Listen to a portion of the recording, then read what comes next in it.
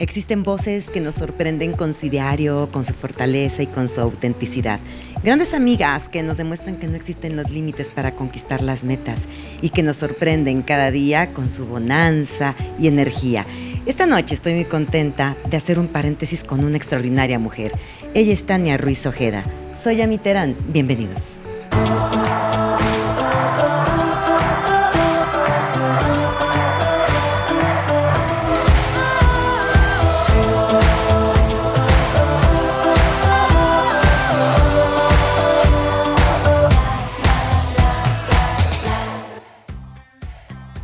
Tania querida, ¿cómo estás? Muy buenas noches. Hola, a mí muy bien, gracias por la invitación a este programa y por los cebollazos también. Ay, muchas gracias. Mujer hermosa, no sabes qué ganas tenía yo de echar el chal a gusto contigo en este espacio, es tu casa. Muchas gracias.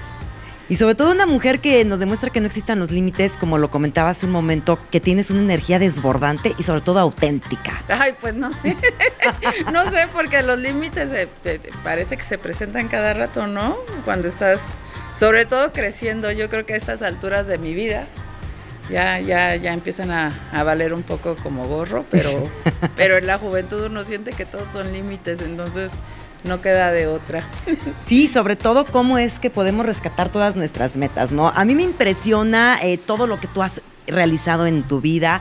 Me encanta porque eres una apasionada del cine, cómo es que lo llevas al ámbito de la investigación. Muchos retos y desafíos, ¿no? Sí, sobre todo porque no sabía que quería llegar ahí. ¿En serio? El primer desafío fue darme cuenta que cuál era el camino. ¿Cómo era Tania de niña? ¿Con qué soñaba? Pues, no sé, yo creo que con las cosas que sueñan las niñas que nacieron en 1975, soñaba con tener una comiditas y una lagrimita y todas esas cosas, pero en referencia al cine tiene creo que mucho que ver con el hecho de que mis abuelos vivían muy cerca de unas salas del cine, aquí en la ciudad de Morelia, vivían a 2 calles de las salas Lázaro Cárdenas del Río, que era un cine con 2 salas, donde después hubo un famoso bar llamado La Caldera. Ok. Pero primero fue cine y parece ser que yo era un tanto inquieta, entonces cuando no hallaban qué hacer conmigo, me llevaban al cine. Al cine. Y ese cine tenía una programación muy linda porque programaban cine infantil.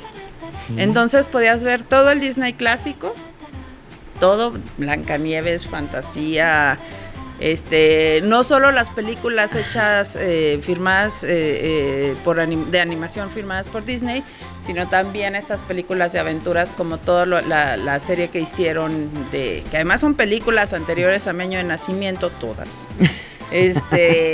Basadas en las obras de Julio Verne, Los hijos de Capitán Grant, sí, Viaje al centro de la Tierra, todas ellas y otra que me acuerdo que me impresionó mucho, que se llama Verdugo de Dragones. Yo iba mucho al cine, eran tiempos donde el cine no era tan caro, había esto de la permanencia voluntaria, entonces veías 2 películas o te quedabas a ver la misma si te había gustado mucho, cosa que yo sí hacía. Sí. Y entre eso y bueno, lo que pasaban en la televisión, ¿no? Porque nosotros tuvimos contacto con cine, un contacto que los chavos de ahora ya no tienen a través de la televisión. Ver cine mexicano clásico, ¿no? A mí me encantaba ver a Tintán, hasta la fecha me encanta ver a Tintán. Mayor. No era despertarme fines de semana a ver en la televisión qué película estaban pasando y vi muchas. Y te acuerdas, no sé, también pasaban películas de cine silente, de cine mudo, Chaplin, Keaton, este tipo de películas y de repente cosas que no nos imaginamos, como El último unicornio, que es una producción norteamericana, pero hecha por lo que después se convirtió en Estudio Ghibli, que era una película que todos los domingos o sábados pasaban en el sistema michoacano de radio y televisión. Wow. Veamos la versión doblada en la televisión. Versión doblada. Me acerqué al cine porque tenía la oportunidad de prender la televisión o de ir a una sala de de cine. De cine, y el cine en aquellas épocas con estos grandes espacios, ¿no? Era toda una aventura, ¿no? Cuando llegabas a estas salas enormes, el cácaro, la emoción de ver proyectados a tus artistas favoritos. Y como bien comentas, ¿no? Fuimos una generación que crecimos con estos clásicos. Y creo que esa es otra parte, ¿no? Que nosotros somos una generación que todavía convivimos mucho con nuestros abuelos y nuestros padres de manera práctica, en el sentido de que realmente convivíamos. No estábamos en el mismo espacio, cada quien haciendo lo suyo, sino que sí, efectivamente uno se sentaba con los abuelos, se sentaba con los padres, no teníamos ningún teléfono, ningún tableta que ¿verdad? Nos distrajera. Entonces, y regularmente te cansabas de jugar, te aburrías y te ibas a ver televisión. Sí, ¿no? Era así como... pero lo esperabas, ¿no? Sí, esperabas la programación. Sí, pero tenías como esa cosa de ir a ver el programa que te gustaba, que ya sabías que pasaba a tal hora, tal día, y esperar el siguiente capítulo. Pero en las películas estaban muy disponibles, mucho más de lo que ahora está, ¿no? Ahora pasa mucho, y es una queja muy constante que tenemos quienes nos dedicamos a esto de la historia del cine y la investigación sobre cine, es que los chicos de ahora, los jóvenes, no tienen idea de los clásicos y tendemos a culparlos a ellos, ¿no? Decimos, es que no saben quién es Kubrick, es que no saben quién es Scorsese. Sí. Acabo de escuchar una nota que me llamó muchísimo la atención, de un concierto de Roger Waters en Hamburgo, de estos que está dando en esta gira de cierre de su carrera, donde hubo una protesta y se pidió cancelar el concierto porque los jóvenes alemanes se acaban de dar cuenta que Waters lo que está haciendo es una representación fársica del nazismo. Sí. Pero ellos, como no tenían este antecedente, se quejaban de que en el concierto se utilizaban uniformes que emulaban a los SS y a la Gestapo. Sí. Entonces, es un rollo de desconocimiento, pero no es su culpa de los chavos. Sí. A ver, ellos no tienen el contexto, seguramente no escucharon a Pink Floyd, seguramente nunca vieron la película de Alan Parker, The Wall, sí, claro. y seguramente nunca han ido a un concierto antes de Waters, entonces ven eso y no tienen un contexto para hacer una lectura. Y eso pasa mucho ahora. ¿Por qué? Porque a diferencia de nosotros que veíamos lo que había, ahora ellos escogen lo que ven. Así es, tenemos un gran catálogo de posibilidades y bueno, también los jóvenes hoy en día están expuestos a muchos contenidos basura, ¿no?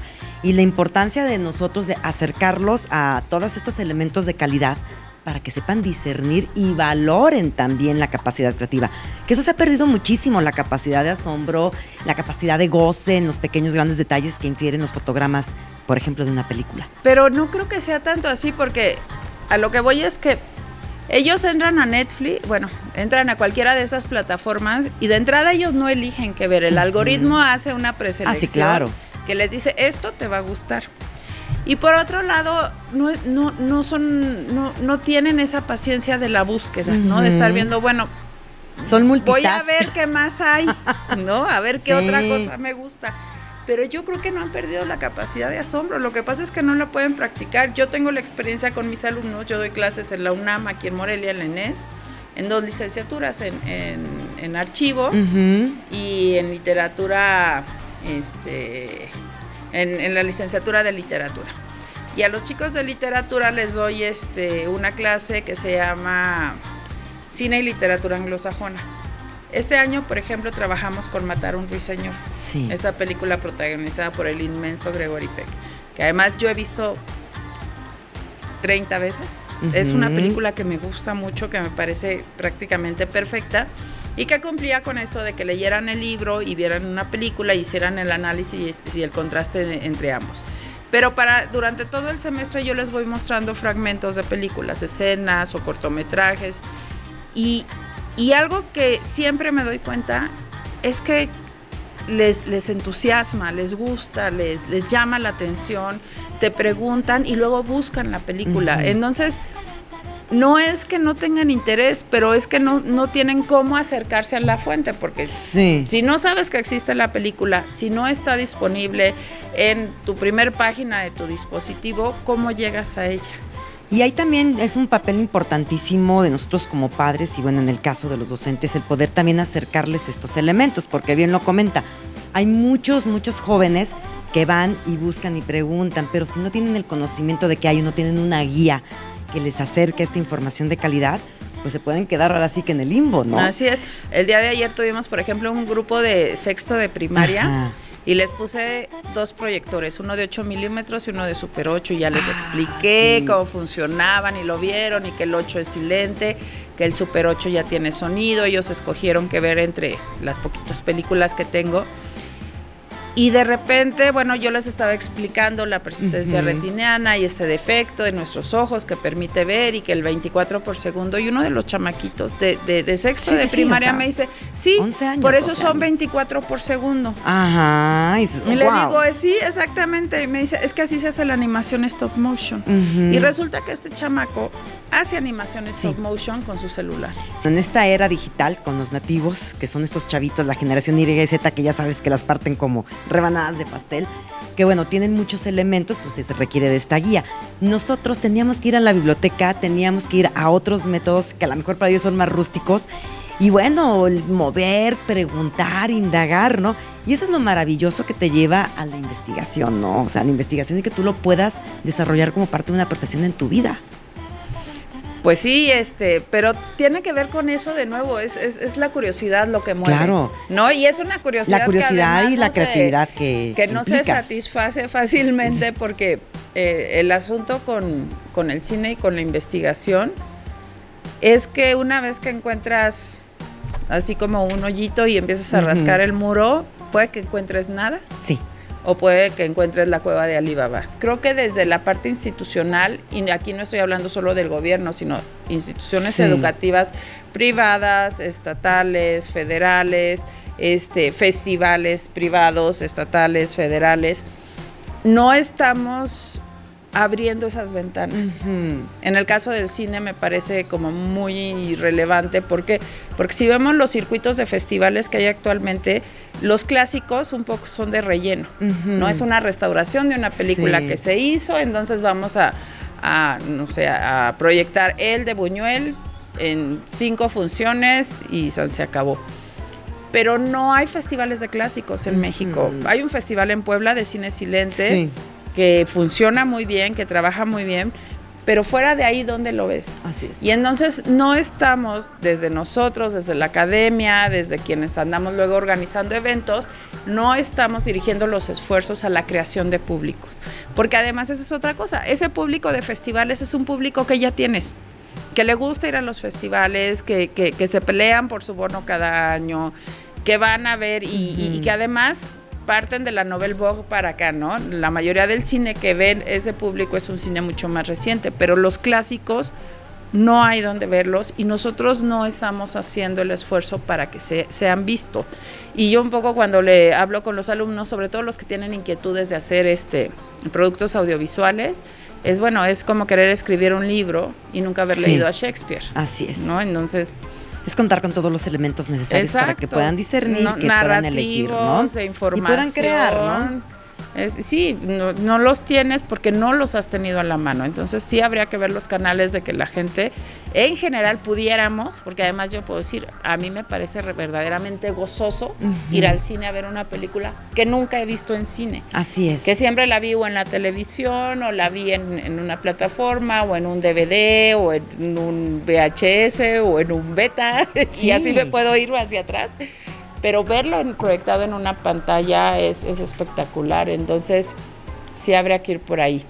Y es parte también fundamental de lo que tú haces, de tu vocación como investigadora y que ejerces en esta unidad de investigaciones y representaciones culturales y sociales de la UNAM aquí en Morelia, ¿no? Esa pasión, porque créanme, es increíble ver cómo se le ilumina a la mirada a Tania cuando nos platica de todo el cine, de su pasión, de sus recuerdos. Entonces, qué padre el poderlo compartir con las nuevas generaciones, ¿no? Sí, pero un poco, fíjate que esta parte, y aquí regreso a tu primera pregunta de la cual me desvié muchísimo, tiene que ver con descubrir cuál es tu pasión, porque las pasiones no nacen, no es, el amor a primera vista no existe, y menos cuando uno está pensando qué hacer con su vida, y eres un escuincle tarado de 17 años, y te dicen, no, pues es que tienes que elegir tu carrera. Así es. ¿Y cómo fue que llegó esa elección a tu vida? De manera muy complicada. Una serendipia. Sí. El asunto con el cine fue cuando yo estaba en la prepa con un gran amigo, el Borre, íbamos a ver unos amigos suyos cuyo tío era fotógrafo de cine, Gastón, que era de aquí de ellos. Bueno, él había trabajado en México toda la vida y había regresado a Morelia. Y Gastón nos hablaba sobre cine, nos platicaba de las filmaciones. Él era fotógrafo además especializado en filmar bajo el agua. Y cuando digo filmar, es filmar en formato de 16 o 35, no todavía con este equipo digital, sino hablando de película. ¿No? Sí. Y bueno, era esto de ver, para mí ver películas sí se convirtió en un refugio, no porque yo estuviera huyendo de nada, sino en un lugar como cálido, emocionante, divertido. A mí me gusta mucho leer, es otra cosa que he hecho siempre y que ahí está muy relacionada con mi abuelo, que siempre me ha acercado mucho a los libros. Y fue como encontrar esos dos mundos donde te desprendes y te metes y eres prácticamente un personaje que está desde adentro viendo. No sé, es algo fabuloso que sucede. Yo creo que toda persona tenemos un libro y una película que nos cambia la vida. Así es. Y afortunadamente yo encontré las dos cosas jóvenes. Si me preguntas, muy chavita, si me preguntas cuál fue, no lo sé. Sí. Pero sé que debió de haber estado ahí. Y yo quería estudiar cine en el CUEC o en el CCC, que son las dos escuelas de cine en México. Hice examen. Bueno, primero entré a estudiar comunicación. Ajá. Y al año hice examen para el CUEC y llegué a las entrevistas y no quedé seleccionada. Me regresé a comunicación y yo seguía pensando que ese no era mi camino. Sí. Hice un año más, me salí, me fui a filosofía, me di cuenta que verdaderamente ese sí no era mi camino. O sea, comunicación, filosofía. Y regresé a comunicación y terminé comunicación. Y en la carrera de comunicación, creo que ahí fue mi encuentro cuando hice mi tesis. Sí. La mayoría de la gente tiene terror a las tesis. Sí, ya sé. Y a mí se me ocurrió la locura. Estoy hablando de que yo terminé mi tesis, hice mi tesis durante el año 2000, hace 23 años. Se me ocurrió la locura de ver cuáles salas de cine habían existido en Morelia. Wow. Y el 2000 es el año donde Cinépolis irrumpe ya con todo. Y era el año también donde estaban agonizando las pocas salas que quedaban en la ciudad, que ya se habían transformado en su mayoría en cines porno. Sí.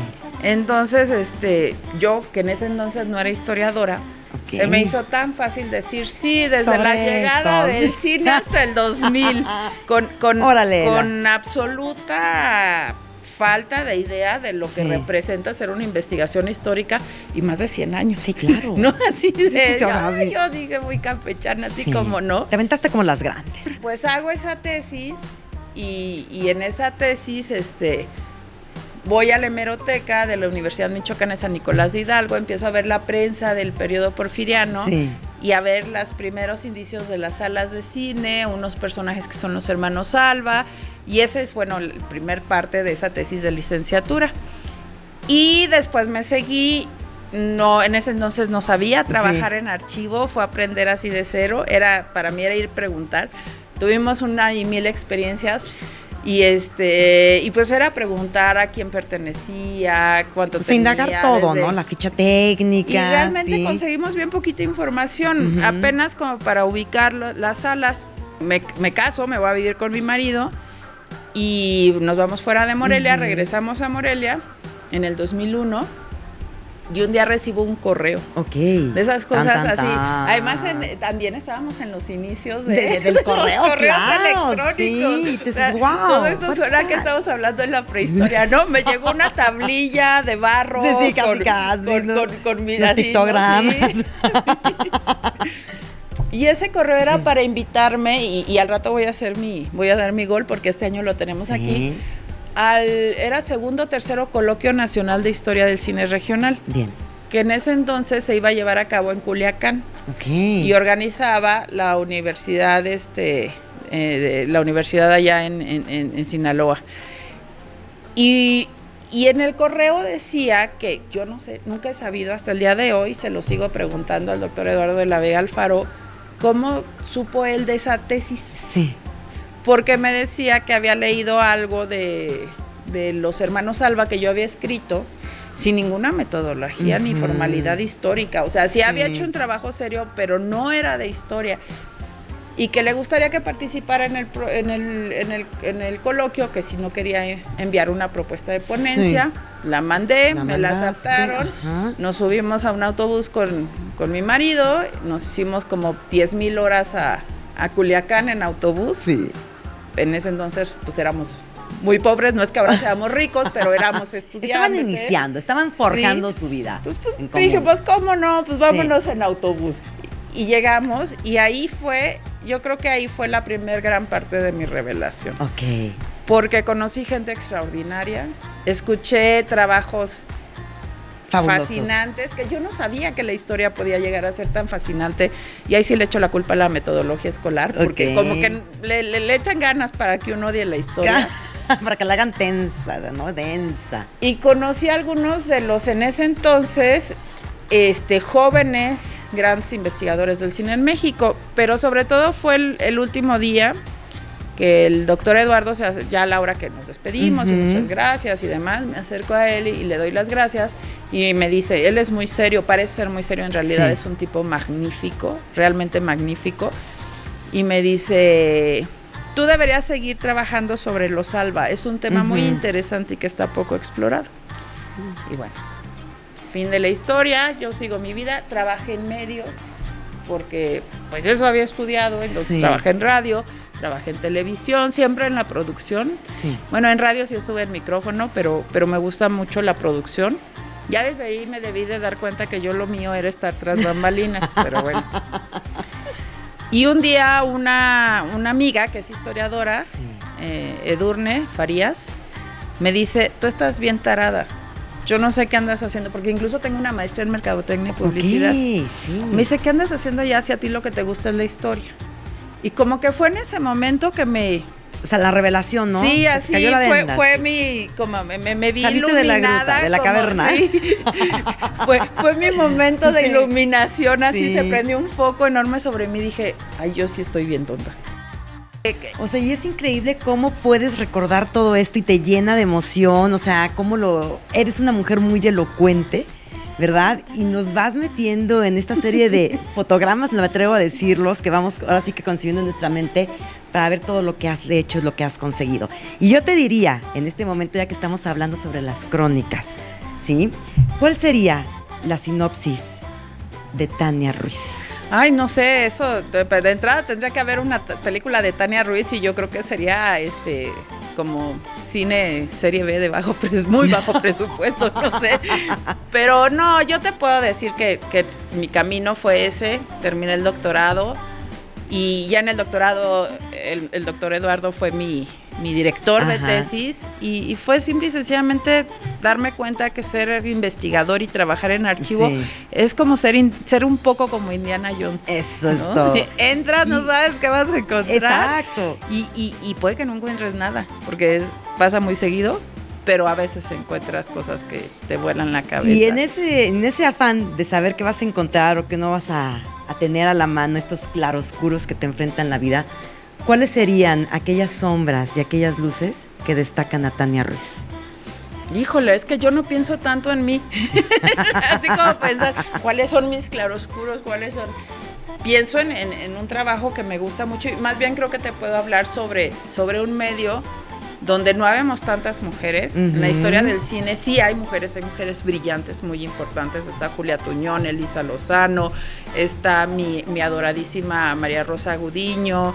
También hay archivistas importantes, está Tsutsumatsin Soto, está Lourdes Roca, o sea, hay gente muy brillante. Son mujeres que te han inspirado, ¿no? Pero hay más hombres, es un medio donde yo creo que todavía las mujeres, ahora cada vez es más, no quiero decir que sea un medio donde no haya mujeres, está Rosario Vidal también, que es otra brillante investigadora. Pues hemos visto también un boom de cineastas independientes, ¿no? Sí, afortunadamente durante sí hay una década, ¿no? Conquista en los espacios, pero creo que el problema es que no nos toman en serio ni los mismos historiadores. Y no estoy hablando solo de las mujeres, sino de la gente que nos dedicamos a hacer historia del cine, porque el cine no se consideraba, y mucha gente en México todavía en la academia no lo considera una fuente de investigación seria. Todo eso está allá afuera. Así es. O sea, yo creo que eso es la llegada de la imagen en movimiento del cinematógrafo sí transformó la forma en que los seres humanos comprendemos nuestra realidad y la realidad del otro, y nuestra ficción y la ficción del otro, ¿no? Así es. Entonces, ese creo que es el principal problema, que hay que entender que sí son estudios importantes, que son estudios que además hablan de fenómenos históricos, que hablan de fenómenos geográficos, de fenómenos también sociales, ¿no? Cómo el cine se va dividiendo, se va sectorizando, se van creando los públicos, fenómenos económicos y políticos, cómo se genera una industria, cómo esta industria se viene a pique. O sea, hay tantas cosas todavía por hacer. Y aunque ha tenido un auge en los últimos años, cuando tú ves los ingresos, por ejemplo, a las facultades de historia, encuentras en una lista de 30 personas para un posgrado, en una maestría o un doctorado, hay un tema de cine.